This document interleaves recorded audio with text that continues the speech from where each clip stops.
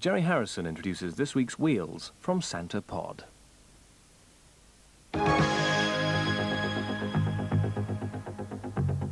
Wheels, in association with Anglia Ford dealers.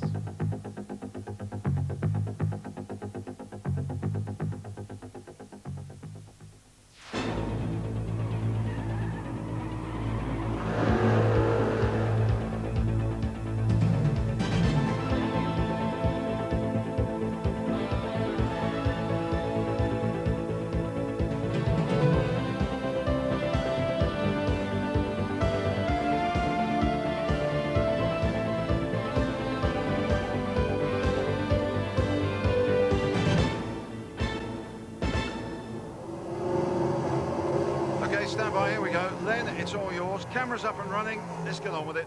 It's going to be a good one, this, but watch out. They're quick. They're very quick. Chris, we're heading for you at about 200 miles an hour, so watch yourself.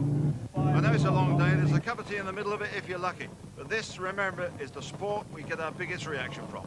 Open the gates. Let them loose.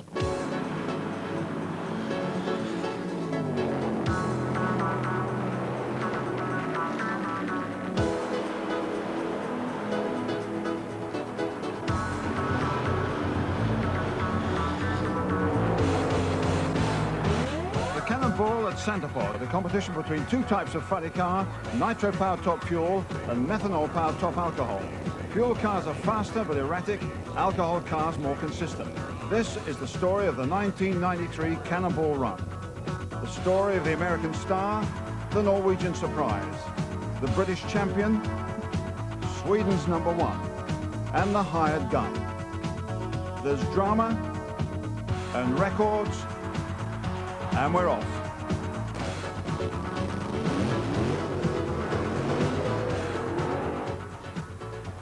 The Cannonball gives each driver 3 runs. They're not racing against each other, but against the clock.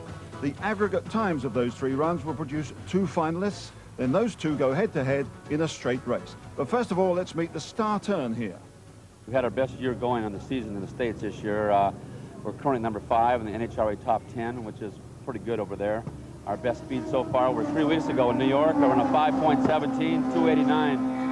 And the car's running real well, and we've always had trouble here at the pod, and we enjoy the people so much. We come back, keep trying.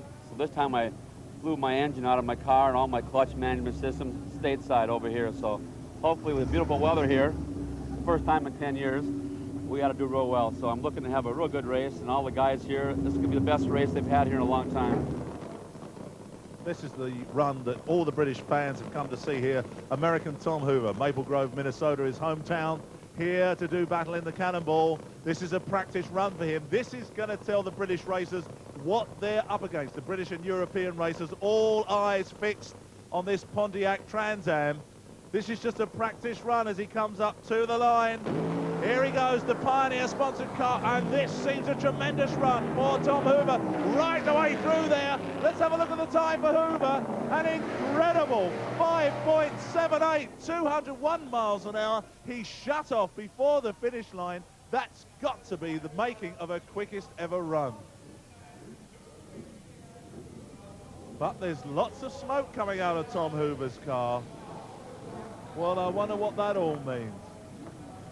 In fact, he's blown his engine, the engine he'd brought from the States, some 10,000 pounds worth of machinery. But worse still, from Tom Hoover's point of view, he was out of the Cannonball before it had started. But they were going to work all night to rebuild the car anyway. Well, that was a shock. This was a surprise. Liv Berstad in a funny car, normally driven by Rune Field, the top fuel specialist from Norway. What was going on? I don't know, everybody's telling me how scary it is. Of course I'm a little bit nervous, and we'll see. I only make half pass, so testing it. But you won't be competing in the funny car championship. If you're very good, would they throw you in and say, go on, have a go? We'll see after 12 o'clock.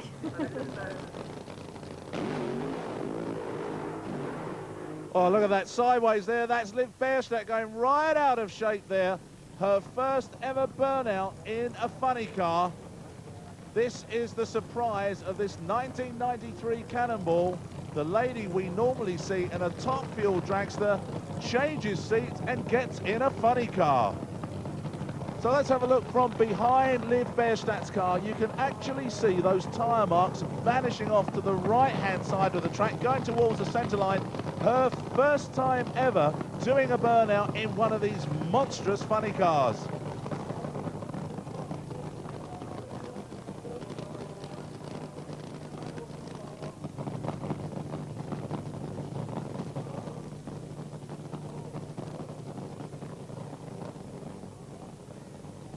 Well, I don't know how Livy Bierstadt is feeling just at this point in time.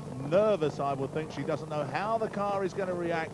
Bring it up to the line. This is the first run she's ever made in one of these cars. Let's just wait and see how she gets on. As she approaches the start line at Centre Pod she knows so well, but in a different car. There's the green, she's on, and it looks good. She's running straight right the way through. Livy has it under her control. And let's have a look at the time. 6.92 for Liv Bierstadt, her first time ever in the funny car. But will she now race in the Cannonball? Well, you surprised us. Did you surprise yourself? I think so. No, I don't know. It was fun. You liked it? Yeah, very much. Tell me what the experience was like. It moves faster, you know. It's not that slow in the movement as the dragster is. But I don't know. It is much the same. It's more noisy. That's maybe the big difference, more noisy. But you got the power in front of you. Is that not an awful feeling? No, you can hear it much more. But it was not an awful thing. So it was a good time, it was a good experience. What are you going to do? You're going to race? I think so. You are? Yeah. So into round one proper of the Cannonball, a wide selection of cars and contestants from Europe and America. But without the American star Tom Hoover, who we did expect to see, and with the Norwegian star, who we didn't expect to see. The first of 3 runs, with local names like Clive Michel of Northampton, putting down a useful time in the low 7s. With Corey Lee from America in a fuel car, and Leif Helander from Sweden in an alcohol car, also producing competitive performances, particularly from Helander.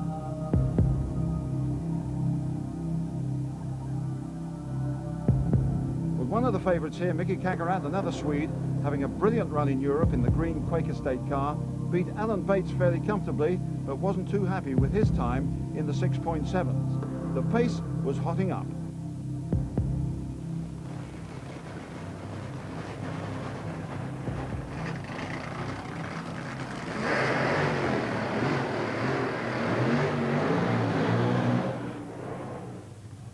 The 2 old protagonists side by side here. Left-hand lane, the Showtime Trans Am of British man John Spufford, last year's champion. And the other Budweiser car in the opposing lane, Harlan Thompson. Now, they've both been out here today. They've had a little half pass, a practice run. They both ran in the 8s on that practice run. Both of the crew chiefs expressed their sheer delight with the way cars performed over that first 8th mile. They then shut the motors off, pulled out the parachutes, but now they're coming out for the real thing. They're looking for time. Both of these cars can run down into the 5-second bracket. This is what we're expecting from them. And to maintain their consistency with the alcohol cars, they have got to put in a pair of good runs in the 5-second bracket at least. So Spufford in Showtime. Harlan Thompson, the American from New Jersey, in the Bud car. Here we go, up to the start line, and away together it's Spufford away first, and really driving so hard in that right-hand lane, and it's a 5.93, plays a 5.80. Well, it's all about times here in the Cannonball, and that is the quickest time. He didn't get to the top end first. That doesn't matter for Harlan Thompson. Spuff recollects a 5.93. Harlan Thompson goes to the number 1, the quickest man, with a 5.80.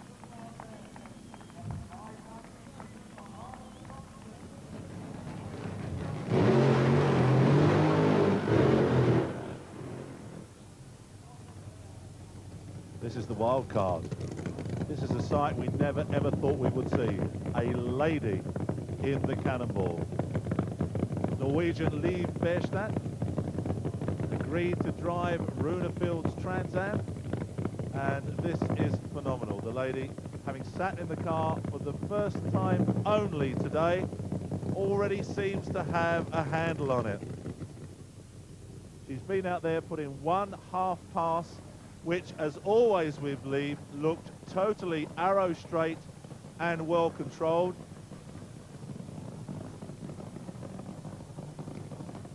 Now she's just put in her second burnout with this car, only her second run, and in the first burnout she veered off to the right towards the Christmas tree. She's just repeated that, but it doesn't seem to affect the performance of this car when she gets out there for a run. Now this is going to be her first full run ever in this nitro burning funny car. Now we have seen this car down into the 5.7 bracket in the hands of Harlan Thompson. Now what is going to happen here with this young lady who we're so used to seeing in her Top Fuel dragster? Is she going to be able to sustain a full pass right the way through the quarter? That's all going to be right the way through there. She keeps the barrel right to the end. 6.61, 199 miles an hour. I love her. Well, that was a run which put Liv Berstad into 4th place. The leading pair were Harlan Thompson and John Spuffhart. Lee Philander just behind, but Mickey Kagaret is trailing. 2 more runs to come. Well, no problem at all. Both cars are running real easy, and we just want to make sure we stay in the show. You're still in the game? We're still there, yeah, we're still there. We're hard to get rid of. Yeah, we can go much quicker, and we did a mistake, and we sorted it out now.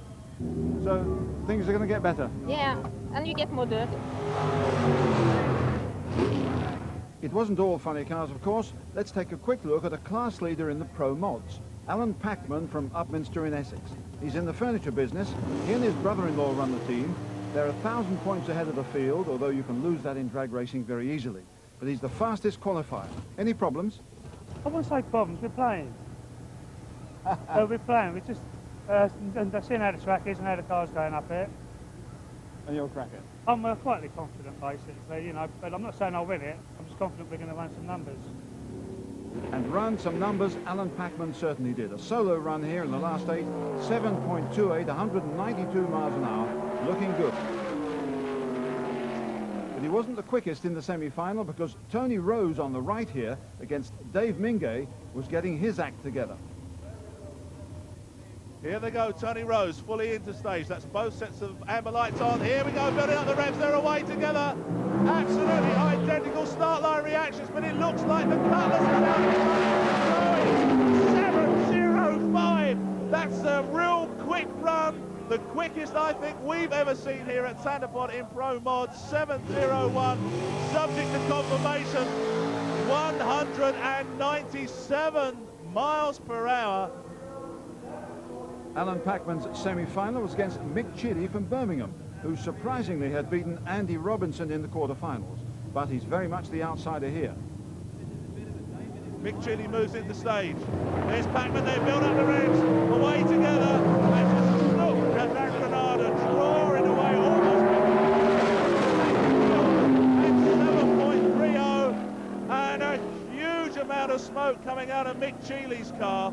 Well, I wonder whether that means that yet another engine on this hot Cannonball weekend has let go. But a win time of 7.30 for Alan Packman. So it's Alan Packman versus Tony Rose in the final, and some very strange things happened there, and we'll see that later on. Next, it's back to the Cannonball. For Tom Hoover, the show goes on.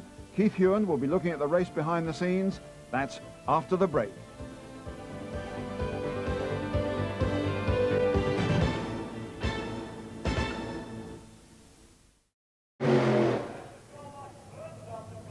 Welcome back to Centerpod. Straight into round 2 of the Cannonball. 3 runs each for the drivers, then the top 2 in a 1-run final. But first of all, a quick commercial message.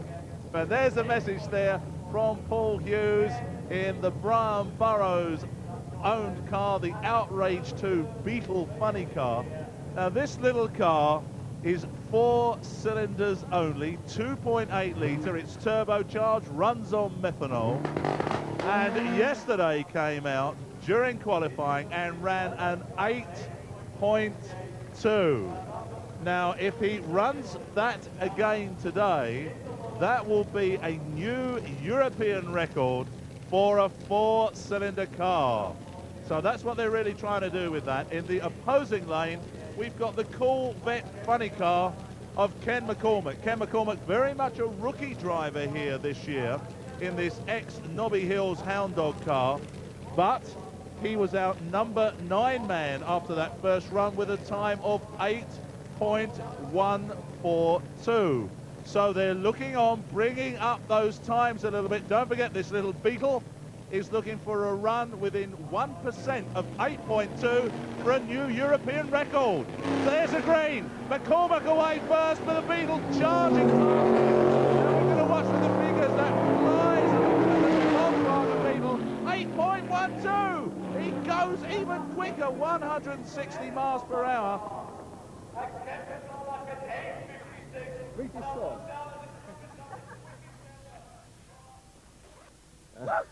Hope you're not the BBC. I gather you're a happy man. Yeah. Just a bit. That's the European record. That is a new European record. We ran it yesterday and we just backed it up. So we are happy people. And we won the race. Any problems at all as you were going through? Is there more to come? There's always more to come out of this car. We're just gradually working our way around it all the time. We're very pleased with that. Since we've only got 4 cylinders, they've got 8. Next, it was the German Peter Cruz, who was the 8th fastest in the first round with a 7.55 run, against Mick Gledo, who was the 12th at 9.9. It was essential that they both put in quick runs here, or they'd be out of the running. Mick Gledo was left at the start, but Peter Cruz raced away for a 6.67 run at 198 miles an hour. Next, it was Clive Michel and Alan Bates. Clive in 7th position after the first run, Alan in 9th place. So they're both looking for really quick times. These are both nitro-burning funny cars away together. Now we're looking for the numbers. I mean, it is though Clive Michel has broken. They both seem to have clicked off going towards the top end.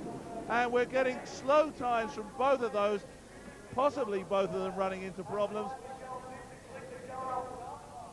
Well, what happened here? I just do not know. Let's see if we can follow this through really carefully. They're away from the start line, and they're running side by side. Now, just let's watch these two to see what's happened. And from the side, we can't pick up much. But look at that big explosion there. In Clive Michel's car, the blower had let go.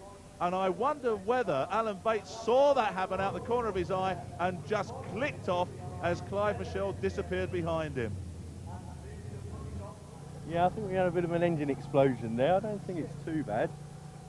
But we'll have to look when we get back. Well, this is the Budweiser team coming out here together for the second round. And Harlan Thompson and Corey Lee. And nearest in the left-hand lane now is Harlan Thompson. Now, he was our number 1 runner after the first round of the Cannonball with an incredible 5.80. And the man on a learning curve in the opposing lane, again in a Dodge Daytona, very difficult to tell them apart, is American Corey Lee. Corey Lee ran into number 5 spot with a 6.67. Now, this is a big undertaking here. The Budweiser team putting both the cars out at work. So all the crew teams down there working together, and they're away together. Corey Lee on the side doesn't problem, he keeps going, but it's Harlan right away through. 5.84, 235 miles per hour. I think Harlan Thompson is going to be unbeatable. We have a little more of an advantage on them right now, but with these cars, you know, they have 4,000 or 5,000 horsepower, and any little thing can happen and put you out of this type of a show. We're running mostly for consistency.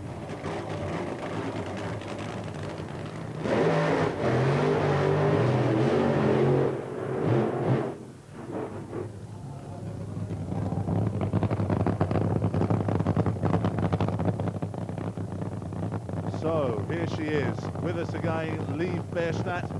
She was our number 4 runner after the first round with a 6.61. She's really got everybody in the crowd on her side.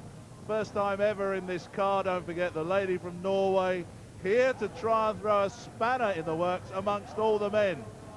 Her opposition on this round is Great Britain's fuel car driver John Spuffard in the Showtime Trans Am.